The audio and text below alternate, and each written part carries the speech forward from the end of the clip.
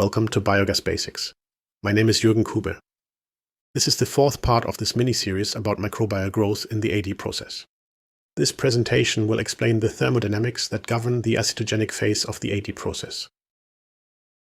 Acetogens can be separated in two different subcategories. The Homo-acetogens produce acetic acid as the sole metabolic end product. These bacteria are often described as versatile and have a very broad substrate range. They make acetic acid from many small molecules, for example C1 molecules or intermediate products in the citrate cycle, but can also ferment sugars and other higher molecules. I want to highlight two reactions. First, the production of acetic acid from CO2 and hydrogen, and second, the fermentation of glucose to 3 moles of acetic acid. Homo-acetogens can generally grow medium fast in chemotrophic growth, meaning doubling times of several hours on sugars, and slowly in autotrophic growth, doubling times of around a day when growing on CO2. Syntrophic acetogens produce acetic acid together with hydrogen. These microorganisms do require methanogens as a co-culture to consume hydrogen. They cannot grow in hydrogen-rich environments. We will look into what hydrogen-rich means in more detail. Typical reactions are the oxidation of higher volatile fatty acids, most notably the reaction of propionic acid to acetic acid, CO2, and 3-hydrogen. Other noticeable reactions are the oxidation of butyric acid to 2-acetic acid and 2-hydrogen, and the oxidation of valeric acid to acetic acid, propionic acid, and 2-hydrogen. Syntrophic acetogens take the metabolic end products of acetogens and can extract a little bit of energy from them while producing end products that can be consumed by methanogens. Their energy, or ATP, yield is very low, and consequently, these microorganisms have low biomass yields and high doubling times. These are the real divas of the AD process. Because they produce hydrogen as an end product, they are thermodynamically constrained. There are many acetogenic reactions.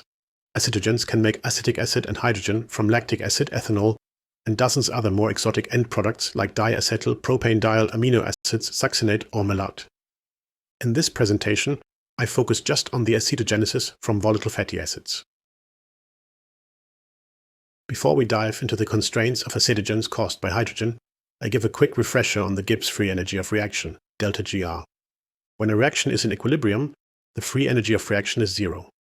If the free energy of reaction is larger than 0, the reaction is called endergonic and it cannot occur spontaneously without external energy input. For a reaction to appear naturally, its free energy of reaction must be negative. This is called an exergonic reaction. The syntrophic acetogens can be limited because the reaction conditions are making their main energy generation pathway endergonic, and we need to investigate when this is the case. The free energy of reaction, delta GR, is the standard free energy of reaction, delta GR0, plus a term RT times the natural logarithm of the product of the activities to the power of their respective stoichiometric coefficients nu. This term takes the concentrations, or more precisely the activities of species into account.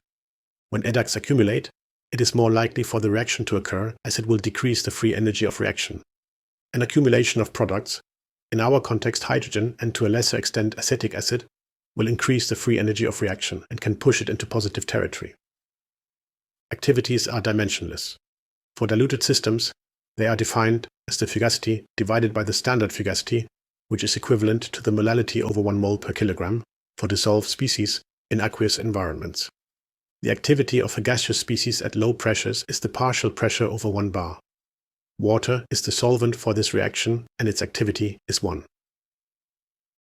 If the reaction equilibrium is known, for example the pKa values of dissociation reactions or the Henry coefficient of solubility reactions, the standard free energy of reaction can be directly computed from the equilibrium constant.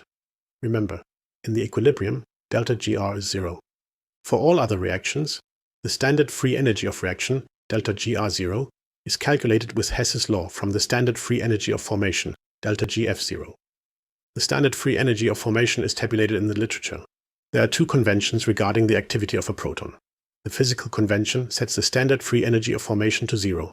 The activity of a proton is 10 to the power of minus pH. I strongly recommend using this convention.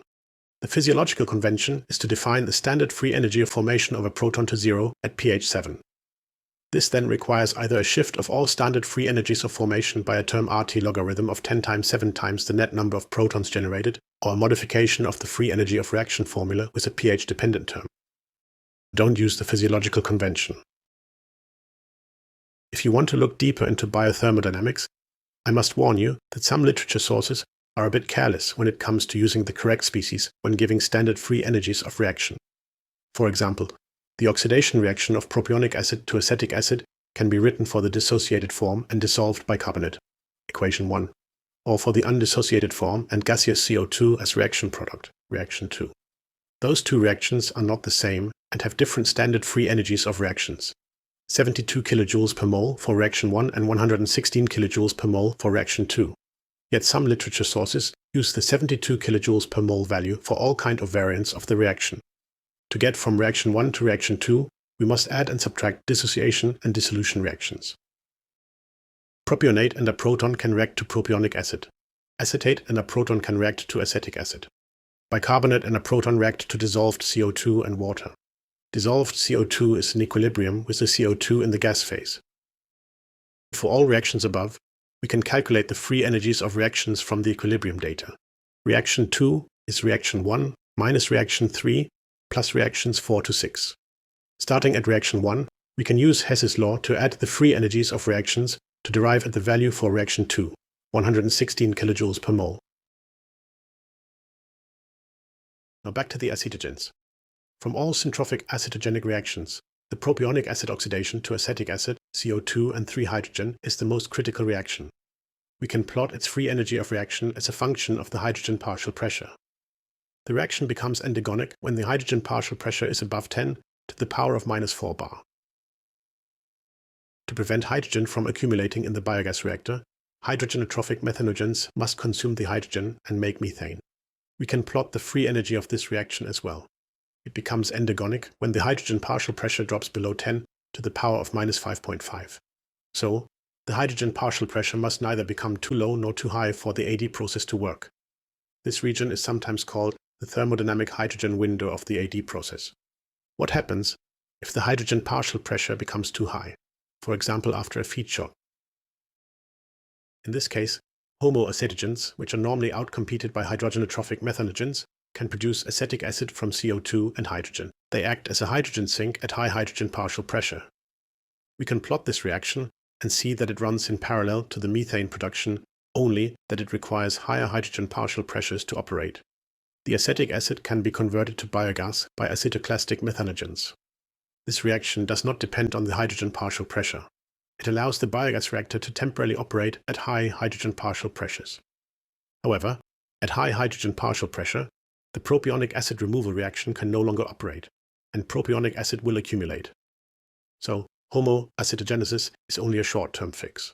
Eventually, propionic acid will inhibit the acetoclastic methanogens, and the reactor will acidify. We discussed this in the last presentation. In the ADM1 presentation, I will discuss how high hydrogen partial pressures and low pH self-inhibit acidification reactions. This effect explains why hydrolysis reactors can only obtain partial conversion if reaction products are not selectively removed, for example like in the rumen, via a dialysis-like mechanism. The thermodynamic hydrogen window is also the reason why sparging hydrogen gas into an AD reactor often leads to acidification.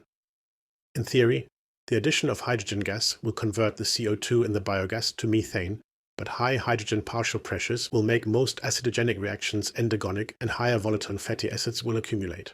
And high hydrogen partial pressures are required to get the hydrogen from the gas into the liquid phase in the first place. If you wonder why higher volatile fatty acids are produced in the first place instead of acetogens breaking down all substrates straight to acetic acid, hydrogen and CO2, I have a presentation on the anaerobic digestion model 1, or ADM1, where I go through all the metabolic pathways in a bit more detail. Basically, while fats and carbohydrates are preferably converted to acetic acid, hydrogen and CO2, amino acids are broken down in the Stickland reactions to higher volatile fatty acids, which must be converted by the syntropic acetogens to prevent accumulation. Higher volatile fatty acids, ethanol and lactic acid, are also produced when the most energy-efficient metabolic pathways that make acetic acid are overloaded. At this point, it should be noted that formic acid can play a similar role to hydrogen in the AD process. It is an important electron carrier, but if the process runs smoothly, it can barely be detected in the reaction effluent. I've chosen to omit formic acid in this miniseries for simplicity's sake. Let's conclude this presentation on the acetogenic phase of the AD process. Acetogens comprise two subgroups. Homo-acetogens that make only acetic acid and centrophic acetogens that make acetic acid and hydrogen. The former are a versatile group of bacteria that can cover a large range of substrates. The latter manage to grow on very tight energy margins and show low yields and growth rates. Yet they are immensely important for the biogas process as they clear away higher VFA and produce acetic acid and hydrogen, substrates for the subsequent methanogenesis. Centropic acetogens are thermodynamically inhibited by high hydrogen partial pressure. Hydrogenotrophic methanogens are thermodynamically limited by low hydrogen partial pressure. The hydrogen partial pressure can only stay within a small range, typically between 10 to the power of -4 and 10 to the power of -6 bar. This range is called the thermodynamic H2-window. To assess whether a reaction can occur, we calculate the Gibbs free energy of reaction. If it is negative, the reaction is exergonic and can occur. If it is positive, the reaction is endergonic and cannot occur without outside supply of energy. The free energy of reaction is calculated from the activities of all adducts and products, and the standard free energy of reaction, which in itself is calculated from the standard free energy of formation and the stoichiometric coefficients. The standard free energy of reaction can also be calculated from equilibrium data such as dissociation or Henry constants. When calculating free energies, make sure you use the correct phase and activities. Acetic acid differs from acetate, and gaseous CO2 is not the same as bicarbonate. The free energy is a powerful tool to check if a reaction can occur under the conditions in the biogas reactor. A negative free energy is a necessary condition for the reaction to occur. A positive free energy is a sufficient condition for preventing the reaction from occurring. This concludes the fourth part of the mini-series about microbial growth in the biogas process. In the next and last episode, we will investigate how acetogenesis, and methanogenesis work in symbiosis and wrap up this mini-series. I hope you learned something new, and I see you in the next episode of Biogas Basics.